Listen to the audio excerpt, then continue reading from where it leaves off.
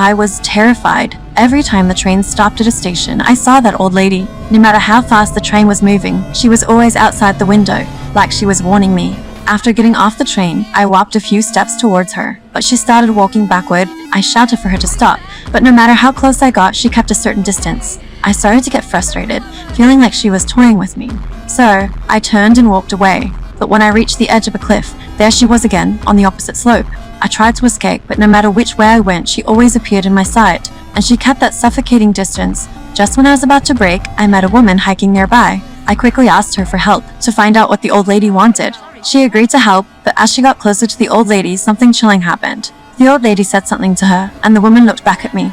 Then she turned and ran off, screaming. I ran too. Finally, I reached the town, and the old lady was still following me. I started to wonder if this was all in my head. I went into a motel, hoping someone could confirm if the old lady was really outside. The owner glanced out the window and said he could see her too. He thought she might be frozen. So, we decided to bring her in to warm up. But when the owner stepped outside, the old lady said something to him. He looked at me in terror, then turned and ran, just like the woman had. I was completely scared now, too terrified to go outside.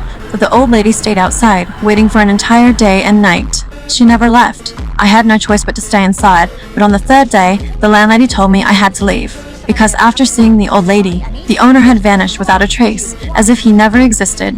I had nowhere to go, so I called my mom, hoping she could help me figure out what the old lady said. As long as we stayed on the phone, I knew my mom wouldn't be fooled. But when she approached the old lady, the voice on the phone started to fade until all I could hear was static. I realized something was wrong. I screamed for her to cover her ears, but it was too late. My mom, like everyone else, was now under the old lady's spell. She looked at me with terror, then ran off. When I reached the corner, I saw my mom in a car, looking at me with disgust, before driving away without a word. Since then, I've never been able to contact my mom again. She vanished, like she never existed. A year later, I found a paranormal research group hoping they could solve this. I told them everything about the old lady, how only I could see her, and how she always kept a distance of 73 yards, the furthest you can clearly see and still hear. That's why I never understood what she was saying. They tried using high-definition cameras to capture her, but no matter how close they got, the photos were always blurry.